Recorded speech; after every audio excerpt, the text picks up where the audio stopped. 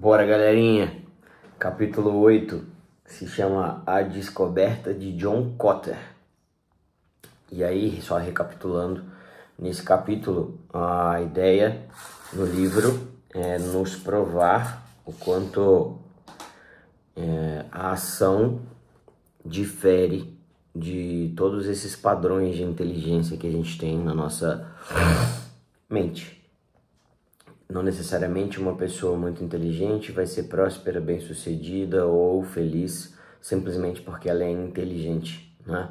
Entender que isso não é fator determinante para nada na vida faz muito sentido cada vez mais depois de ler esse livro.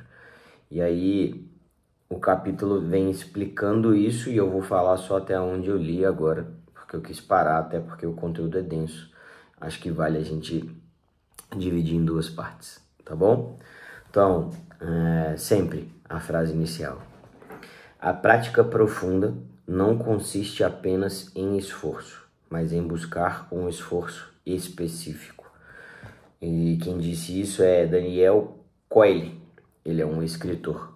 E eu acho legal essa reflexão porque a gente tem que entender que a prática profunda não consiste apenas em esforço. Obviamente, não consiste se a gente refletir que todas as pessoas se esforçam em várias coisas, mas em buscar um esforço específico. Então, de nada adianta eu gastar a energia do meu dia sem uma direção.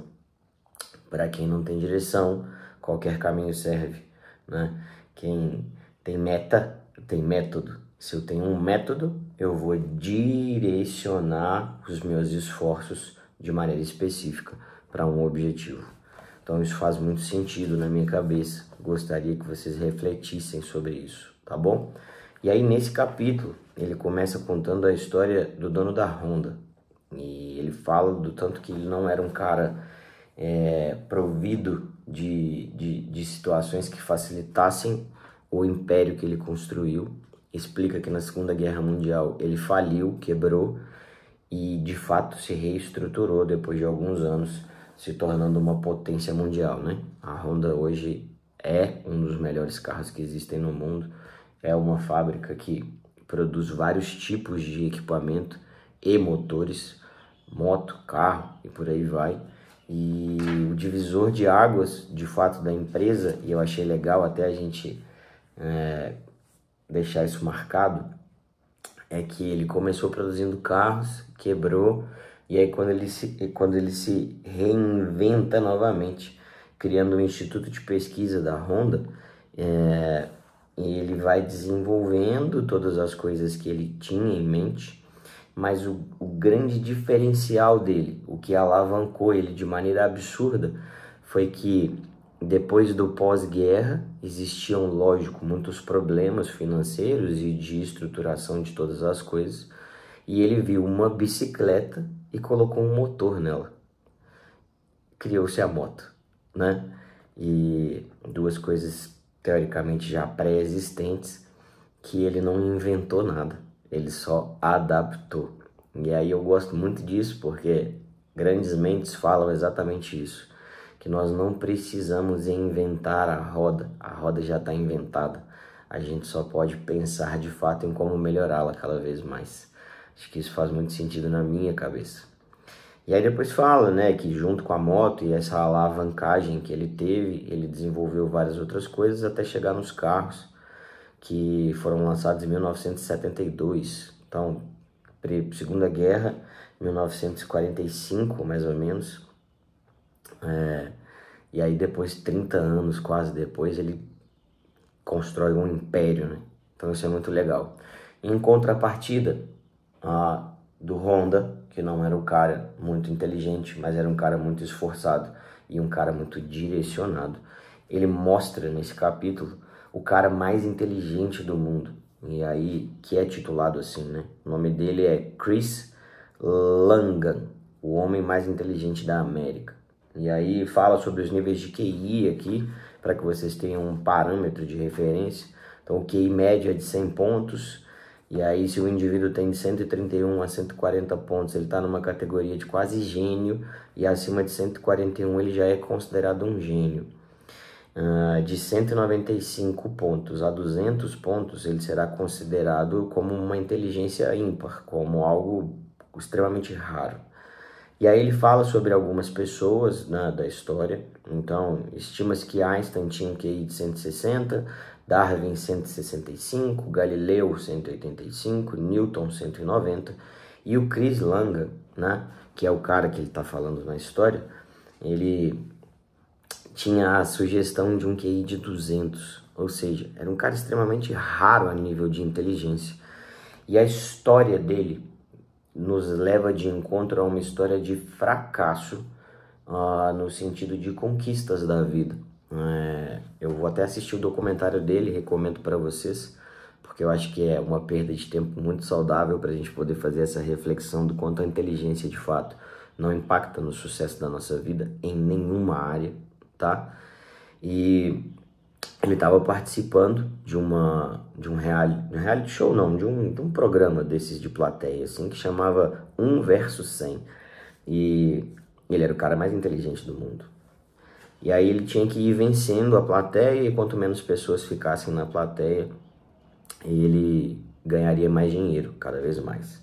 Chega num determinado momento que ele já tinha a oportunidade de ganhar 250 mil, mas se ele vencesse mais 10 pessoas, eu acho, ele atingiria meio milhão de dólares, e se ele vencesse mais 20 pessoas, ele já atingiria 1 milhão de dólares, mesmo sendo o cara mais inteligente.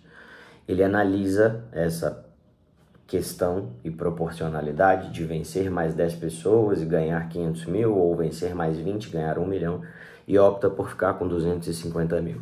Então, uma solução que ele teve ali naquele momento, que foi inteligente para ele, mas a história dele é uma história de fracasso. Ao longo da vida dele, ele não teve a oportunidade de utilizar a inteligência dele da maneira como poderia. Ele não termina a vida como o livro até aqui fala, né, como um cientista muito famoso ou um professor das melhores universidades dos Estados Unidos, como Harvard, acho que Stanford, que é a outra que ele cita aqui, e tampouco como um pesquisador da NASA. Ele era um cara simples no final da vida dele, onde ele foi aposentar, né, entre aspas. Ele morava tipo numa fazendinha com a esposa, e a vida dele seguiu. E aí o livro nos convida, nessa parte, a fazer a reflexão sobre justamente a ação, a inteligência prática. Honda versus o homem mais inteligente do mundo. Honda,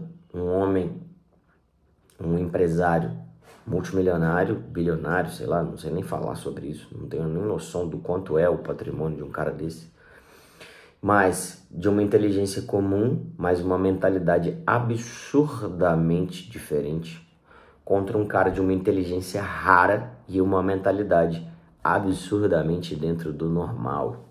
Olha que legal. E aí, nessa parte em que eu vou falar com vocês, um ponto-chave é o seguinte: o objetivo é descobrir de fato o que leva as pessoas à ação. E aí foi feita uma pesquisa que não tem nada a ver com essas duas pessoas, mas foi um experimento. E nesse experimento pegaram-se um grupo A e um grupo B. Nesse grupo A, deram um folheto para essas pessoas sobre a importância da vacinação contra tétano.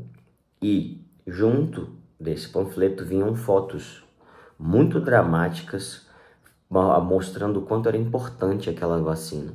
E no panfleto B, para outras pessoas, era um panfleto mais bonitinho, era um panfleto que não tinha foto, era um panfleto que só de fato conscientizava as pessoas de que elas precisavam se vacinar. No final do experimento, perguntaram para tanto o grupo A quanto o grupo B quem gostaria de se vacinar. Todos foram favoráveis à vacinação, obviamente, mas apenas 3% dos dois grupos se vacinaram de fato. E aí, depois que acaba essa pesquisa, refazem essa pesquisa com mais novas 2 etapas. O mesmo panfleto A com fotos, criando uma dramatização muito grande. O mesmo panfleto B, normal, sem foto, mais explicativo mesmo, sem nenhum draminha.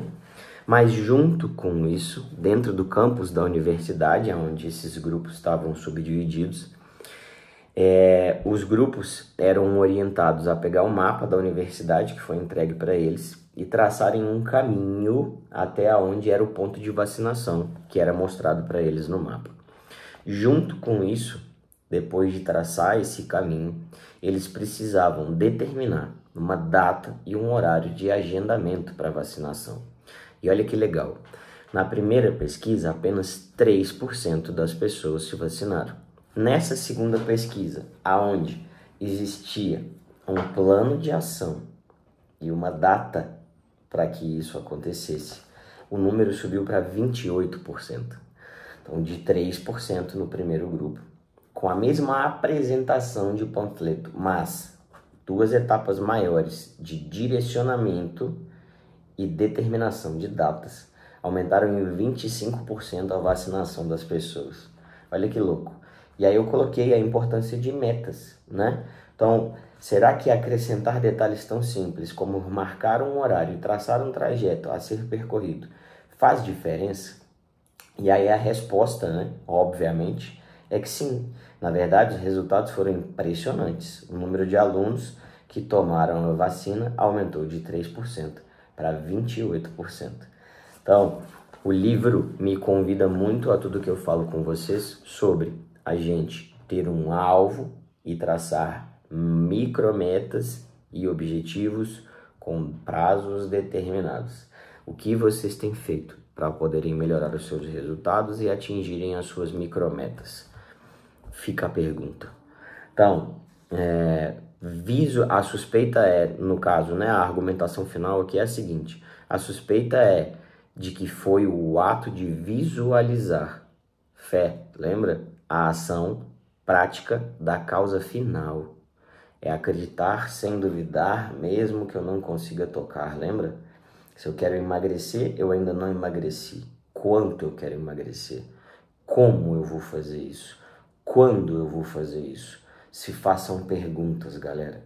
Metas, datas, rotas e prazos são saudáveis para as nossas vidas e nos tiram do automático que a gente está vivendo.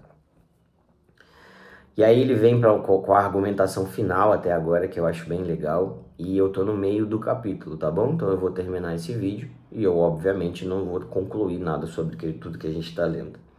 Conhecimento necessariamente não produz a ação. Gosto muito de alguns mentores e alguns filósofos que falam hoje sobre o conhecimento sem a aplicação do mesmo se torna obesidade cerebral. Então podemos ser obesos na nossa mente. Isso é muito forte. E é muito legal, cara. Esse livro é muito interessante. Eu acho que vocês deveriam ler. Então é muito importante que a gente tenha a noção de uma causa final. Lembra? A causa inicial não determina as nossas ações. É a causa final que determina. E aí ele fala que, de fato, para o cara mais inteligente do mundo, para o Honda, a única diferença foi que faltou inteligência prática. Já falei com vocês e eu até marquei aqui para poder voltar e lembrar vocês. Mentalidade filosófica, mentalidade de cenário, mentalidade estratégica e mentalidade de ação. Mentalidade filosófica, onde eu estou, em que momento eu estou da minha vida. Mentalidade de cenário, aonde eu quero estar, o que eu quero para a minha vida, né? O que eu almejo. Mentalidade estratégica, como eu vou sair da mentalidade filosófica para poder chegar na mentalidade de cenário. E por último, mentalidade de ação, que é o método que você vai utilizar para poder fazer isso. Sair do ponto A, chegar no ponto B. Vamos lá. Só mais um pedacinho e eu encerro por hoje, tá? Então, os 4 tipos de mentalidade que constituem a inteligência prática são tão importantes quanto, obviamente, a inteligência. Porque se eu não aplico o conhecimento, lembra? De nada adianta. E aí eu vou concluir essa parte, encerro, e amanhã, parte 2 desse capítulo. Em outras palavras, podemos dizer que a história de Langa, o cara mais inteligente de todos, evidencia de modo claro 3 coisas. A primeira é a prova real e inquestionável da importância que a mentalidade possui sobre os fatores como inteligência, talento e criatividade. Um cara com QI de 200, se ele tivesse uma proatividade para poder fazer muitas coisas, putz, fala sério, esse cara seria uma máquina. Está claro que, apesar de toda a inteligência de Langan, ele se tornou prisioneiro do seu modo de pensar. Sua inteligência ficou refém da sua mente. Isso dói até de ouvir, fala sério. E aí a segunda é a seguinte: se não tivermos uma causa final estabelecida em nossa vida, iremos dissipar energias e dispersar pensamentos sobre diversos assuntos e em direções variadas, sem jamais alcançar aquilo que de fato importa para nós. E por último, que a inteligência lógica e racional só produz resultados se conseguirmos desenvolver os 4 tipos de mentalidade que compõem a inteligência prática. E aí, por que ele vai contra-argumentar e vai falar sobre isso agora, na próxima parte que eu gravo para vocês, porque eu ainda não li. Então, vamos guardar, né? Não adianta eu ser inteligente, não adianta eu ser detentor de um conhecimento enorme se eu não tiver prática, se eu não fizer algo com isso que eu tenho. Langan, o cara mais inteligente do mundo, QI de 200, terminou a sua vida fazendo a seguinte reflexão. Perguntaram para ele, porque ele foi segurança a vida toda. E aí perguntaram para ele, por que você quer estar num ambiente onde existe esse tipo de incidente e violência? Ele era um cara que ficava cuidando da briga dos outros. E aí ele respondeu, o que o faz pensar que eu queria estar nesses ambientes? Eu lhe disse que queria estar nesses ambientes? Eu caí nesse tipo de atividade porque quis sair de outro. Se algum dia puder sair desse trabalho, serei feliz por poder fazê-lo. Então, quantos de nós hoje estão onde não querem, por se conformarem com a situação que estão vivendo? Galera, Deus abençoe a vida de vocês. De verdade, eu espero que isso mude, pelo menos um de vocês.